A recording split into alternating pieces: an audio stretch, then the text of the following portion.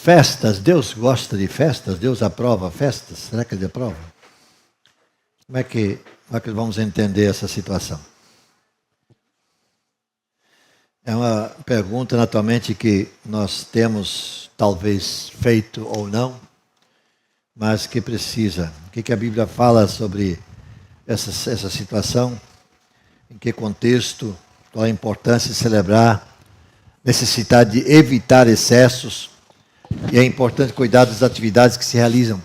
São três coisas, portanto, que temos que logo de início verificar aqui. Primeiro, a importância de celebrar. Claro que nós somos seres humanos, nós temos as nossas necessidades de nos congratular, conviver em grupo. Somos pessoas que têm essa necessidade de viver com outras pessoas, de estar com outras pessoas, enfim. Então, isso faz parte do nosso jeito de ser, da nossa formação mesmo, né?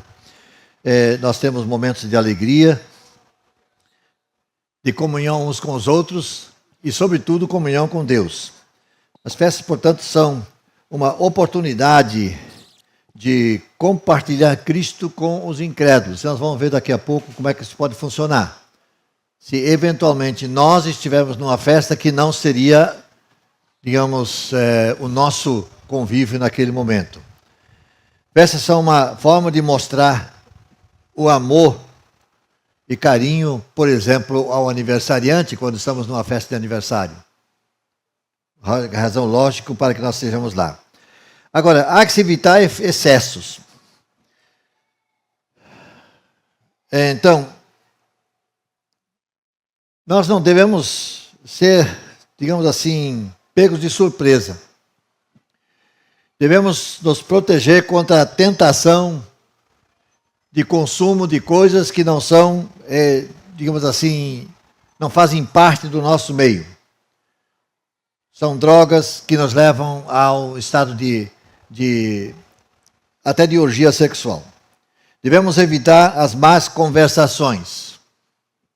Claro. E depois, ter cuidado com o que é praticado. Evitar participar de festas onde ocorrem, digamos assim, atividades pecaminosas. Que Deus não é contra as festas.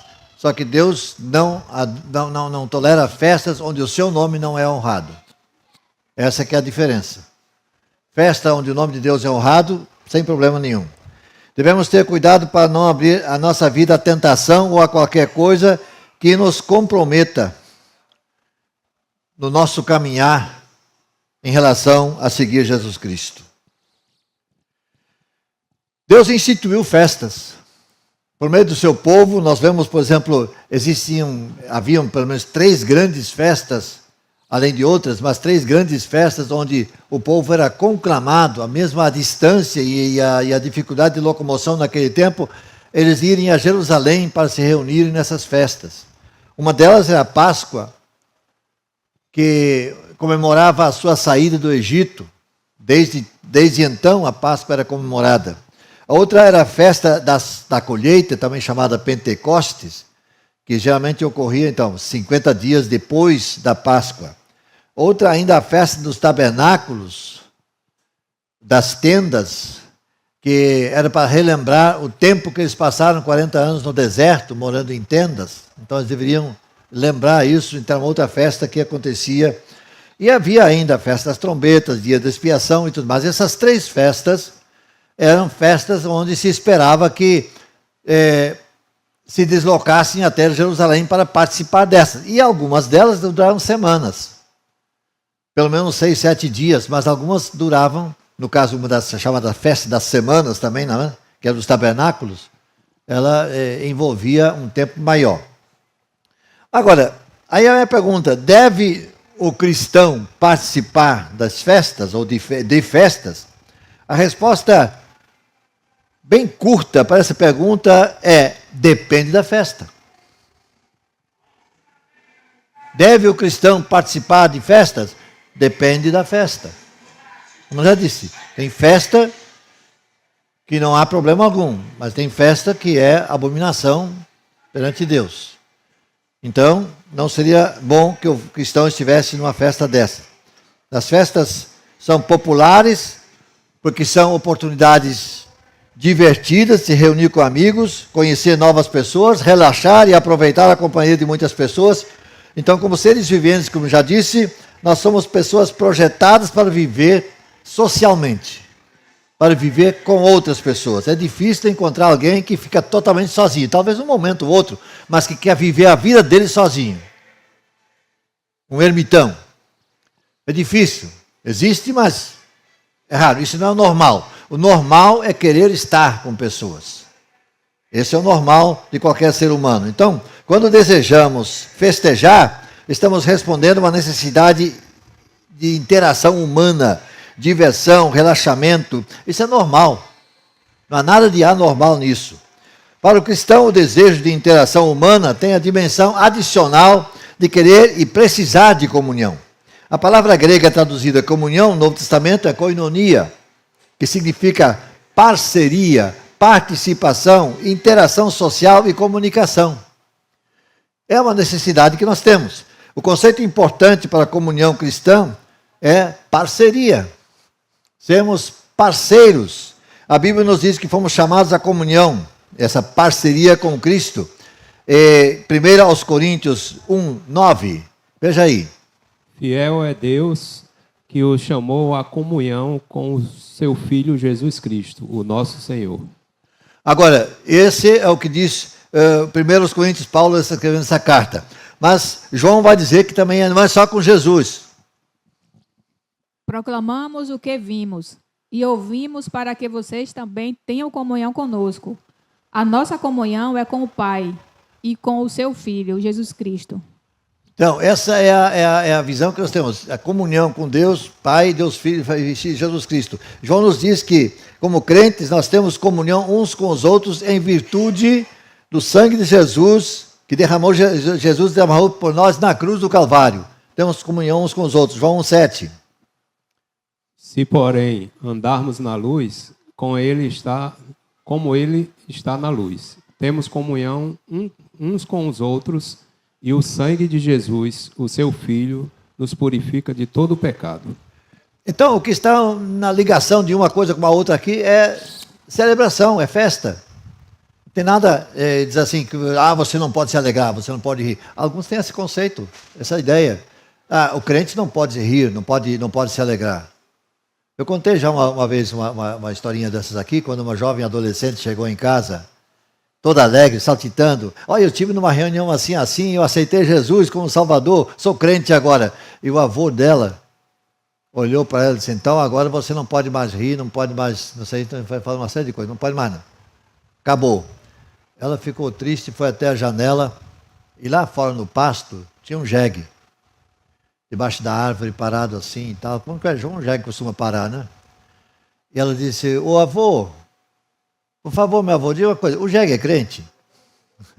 Porque pelo jeito do jegue ser, deve ser crente então, né? É esse o jeito do crente de crente se comportar?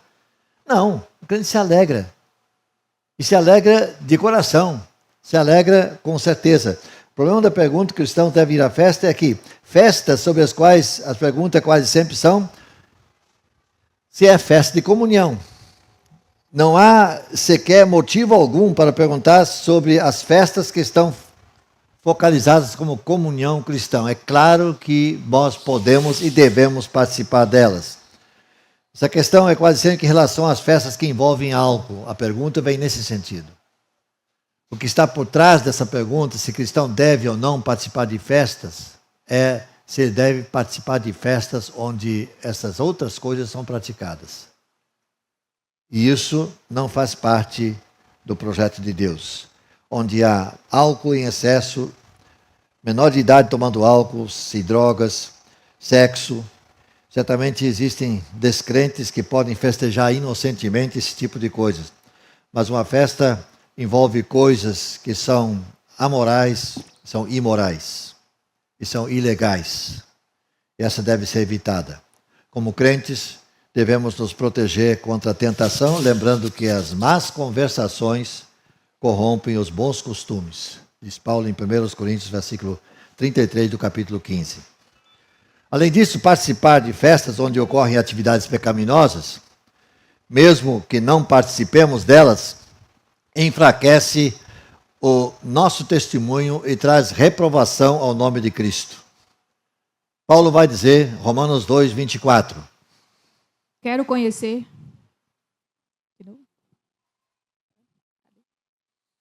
Romanos 2, 24.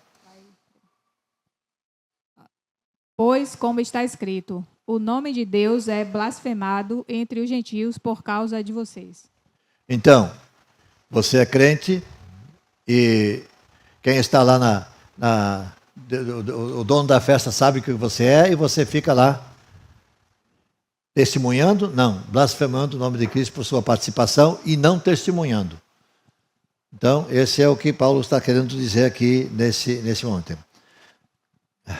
Agora, a parte da injustiça, todo aquele que professa o nome do Senhor. Vê se está em 2 Timóteo 2, versículo 19. É isso mesmo? Entretanto, o firme fundamento de Deus permanece inabalável e selado com esta inscrição: o Senhor conhece quem pertence a Ele, e afasta-se da iniquidade todo aquele que confessa o nome do Senhor. Então, o Senhor conhece a quem lhe pertence. Ele vê o coração. E afaste-se da iniquidade todo aquele que a Ele pertence. Há aqueles que podem ver nas festas uma oportunidade de compartilhar Cristo com os incrédulos. Embora devamos estar prontos e preparados para responder à esperança que há em nós em todos os momentos. É o que Pedro vai dizer na sua primeira carta, 3, versículo 15. Antes, santifiquem Cristo como Senhor no coração de vocês. Estejam sempre preparados para responder a qualquer pessoa que pedir a razão da esperança que há em vocês. Eu não vou, digamos, a uma festa dessa, mas por acaso eu me encontro no meio desses. Aí entraria esse que Pedro está dizendo aqui: esteja preparado para responder a razão da esperança que há em mim, porque provavelmente eu vou me sentir deslocado nessa festa. E alguém talvez vai me perguntar: por que você tem essa postura assim, nesse momento aqui, onde está todo mundo de um jeito e você está de outro? Eu possa responder a razão da esperança que há em mim. Está preparado para isso? Essa é a ideia que Pedro está deixando aqui. Então, isso pressupõe que os incrédulos da festa estão interessados no Evangelho. Pode ser. Talvez estejam lá, nem sabem por que estão lá. Houve um movimento que eu não sei se ainda está existindo aqui em Salvador, chamado Impacto do Carnaval, criado há algumas décadas aí. Impacto Evangelístico do Carnaval, exatamente. Desculpe, obrigado pela correção. Impacto Evangelístico do Carnaval. Um grupo que se propunha a, nos dias dos desfiles carnavalescos e tal, chegar para aquelas pessoas que, não digamos assim, no fervor do desfile, não, mas aqueles da periferia, que ficavam ali observando.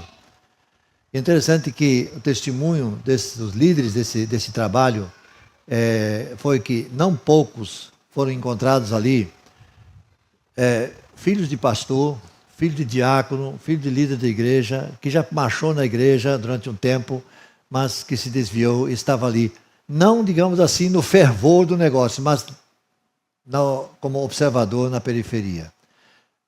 Eu não sei, como disse, não sei se o trabalho continua, mas ele foi, durante muito tempo, liderado pelo pastor falecido Ezequiel Monteiro, e uma equipe que ele formava, e depois outros seguiram esse caminho aí e tal. Mas esse talvez seja o espírito que se encontre, se você por acaso se encontra numa festa onde o nome de Deus não é glorificado.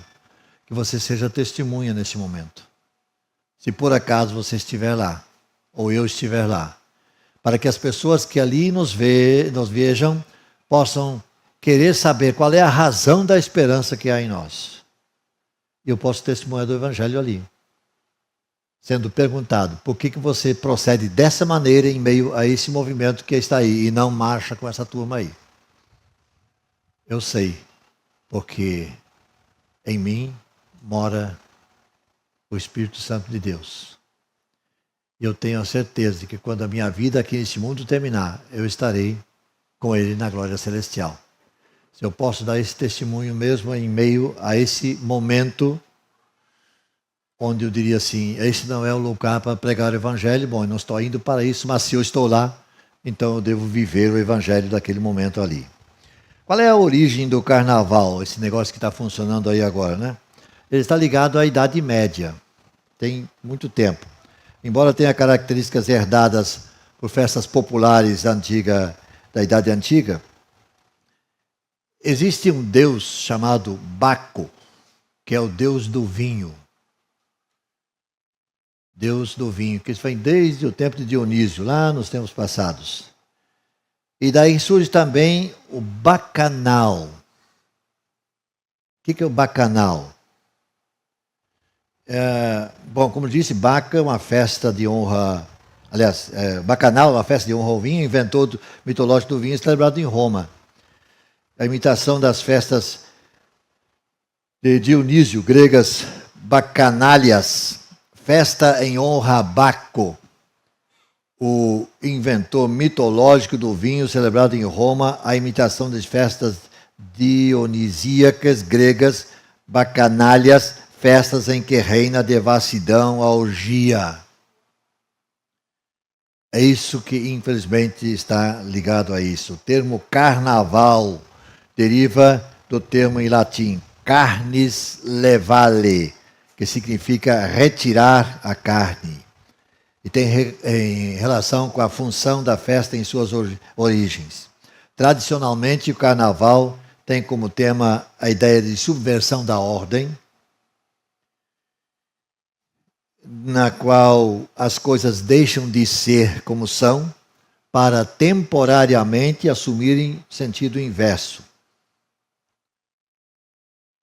Onde homem se veste parecendo mulher, mulher se veste parecendo homem. Enfim, essas coisas são muito encontradas nesse negócio. Trata-se de um período no qual as pessoas se entregam às festas e aos prazeres carnais para, em seguida, iniciarem a quaresma como uma espécie de purificação. Não sei de onde é que surgiu isso. Bíblia não é. Atualmente, o carnaval é a festa popular mais tradicional no Brasil e é realizada em diversas partes do mundo também, não é só aqui. O carnaval, as máscaras e o cristianismo. O carnaval tem muito a ver com máscara. E máscara é exatamente o que mostra uma coisa que eu não sou. Máscara apresenta algo que, por trás da máscara, é a realidade. Eu posso estar usando máscara, mas o que eu sou está atrás dela. Então, o carnaval é especial nessa questão da mostragem de máscara. Então, desde as festas de Dionísio, na Grécia, até o colossal evento da Marquês de Sapucaí, no Rio de Janeiro, o carnaval não deixou muitas dúvidas sobre ser ele uma das festas mais populares da história. É possível encontrá-lo praticamente no mundo todo, vestindo trajes culturais, se adaptando àquela cujo escape é a festa da carne. Aí se entregam a isso. O conceito bíblico de felicidade está no centro da questão. Na carta de Paulo, que Paulo escreveu aos Gálatas, discorrendo sobre os efeitos da ação do Espírito Santo na humanidade, ele diz que o fruto do Espírito é o amor. Logo, na sequência, na seguida, ele diz, mencionando a alegria, Gálatas 5, 22, 24, por aqui. Note que a ênfase de Paulo ao confirmar a alegria no presente texto, sem negar a sua origem sobrenatural. Em 1 Coríntios 13, ele diz que a vida no amor de Deus traz regozijo com a verdade. E as pessoas rendidas à verdade se alegram com ela. Ao contrário de se aprisionarem a uma santidade falsa e, consequentemente, escravizadora. A Bíblia localiza a origem do mal no universo, bem como na vida de cada pecador no ambiente de um coração insatisfeito.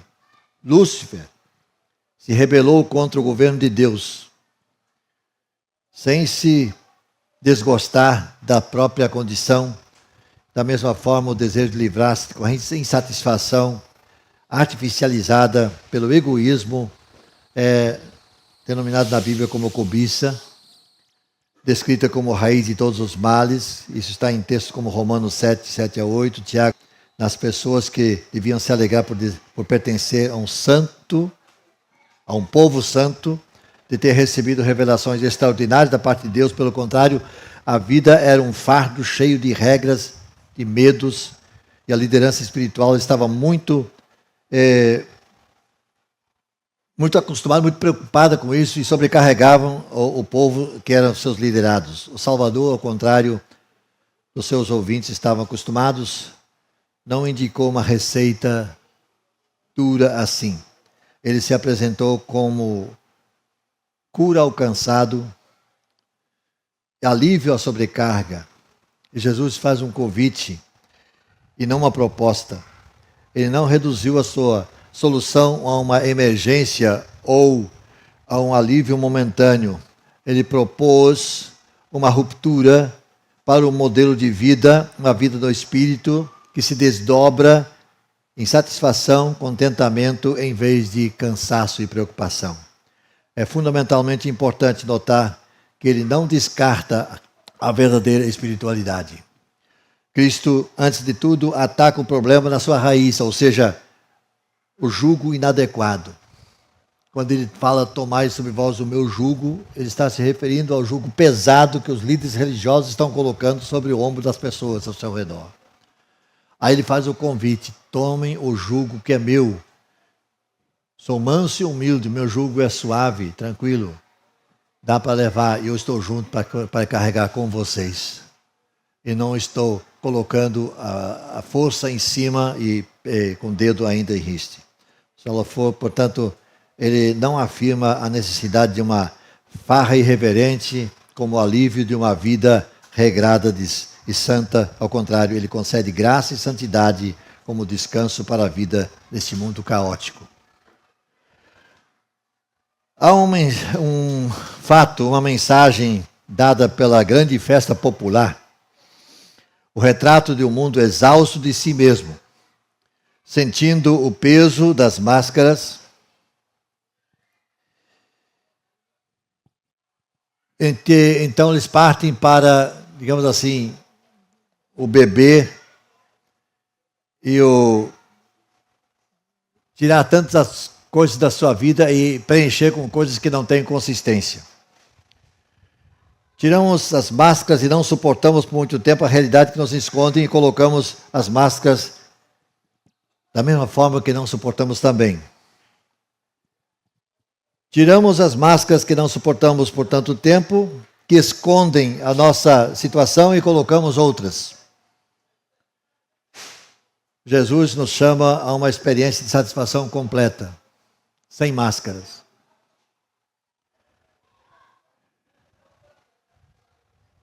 Ele nos chama para sermos dele, inteiramente dele. E a festa da qual nós podemos e devemos participar não inclui o que, a partir de Dionísio, estava se fazendo na Grécia, depois em Roma, e que deu origem a tudo isso que está aí, que nós conhecemos nos dias de hoje. Não funciona assim. Queremos fazer festa, nos alegrar? Podemos fazê-lo. Mas não nos moldes que nós estamos vendo nesses dias no Brasil e no mundo. Porque tudo que se vê aí é chamada festa da carne. Carnaval. Carne fora. Os desejos da carne são livres para serem colocados em prática. E isso, comprovadamente, não agrada a Deus. Não é para isso que Deus nos chama, não é para isso que Deus nos mantém aqui neste mundo. mas sim para sermos testemunhas do seu amor. E é o que Pedro então nos alerta quando diz: estejam preparados para responder qual a razão da esperança que há em vocês. Esse é o nosso preparo. Estudar a Bíblia, conhecer a Bíblia, saber o que a Bíblia fala, para podermos o nosso viver responder a quem quer que seja, por que estamos aqui, por que Deus nos mantém aqui. Como eu tenho dito e volto a dizer, a melhor coisa seria, no dia da nossa conversão, Deus nos levar para a glória. Não estaríamos mais enfrentando coisa alguma aqui. Mas esse não é o plano de Deus. O plano de Deus é nos manter aqui, com a missão, que é de testemunhar do seu Evangelho. Testemunhar do Evangelho não é me igualar àqueles que não prezam o nome de Deus. Eu não posso me igualar a eles. Eu não estou testemunhando se eu fizer isso. Eu preciso viver o Evangelho. Viver de forma tal que eu seja notado. E aí entra Pedro outra vez, que diz: estejam preparados para responder quando perguntarem por que você vive dessa maneira. O que leva você a viver do jeito que você vive? Se eventualmente passar por uma festa dessas ou me encontrar em meio a uma, eu tenho que estar preparado para poder responder. Que Deus nos abençoe e faça com que esse momento que nós vivemos hoje, que o mundo está aí desse jeito que está, entregue realmente ao comando de Satanás. Que nós possamos nos manter firmes, sabendo a que viemos, porque estamos aqui, e que possamos ser luz em meio a esse mundo de trevas, envolvido em trevas que está aí e no qual nós vivemos. Que haja um facho de luz vindo do céu, por nosso intermédio, para influenciar pessoas que nos cercam. Que Deus nos abençoe, nos fortaleça e nos capacite. Vamos orar? Senhor nosso Deus, toma a nossa incapacidade e reveste-nos com o teu poder, para que nós possamos viver de forma digna nesse mundo que jaz no maligno. E que nesses dias, de uma forma muito especial, nesses dias em que a carne é, digamos assim, exaltada, e a vontade da carne é dada a todo prazer, que tu possa nos dar condições, ó Deus, de vivermos fiéis e de, se oportunidade tivermos, testemunhar do teu nome, do teu amor para conosco, porque tu amas também aqueles que estão envolvidos nessa situação toda. Capacita, ó Deus, a tua igreja a mais e mais se fortalecer, a mais e mais caminhar para estar mais perto de ti. Mais perto de ti representa mais condições de suportar. Se tu, portanto, o nosso guia, nosso orientador, nosso protetor, nosso consolador, nós oramos agradecidos a Deus em nome de Jesus. Amém. Amém. Grupo de cantar.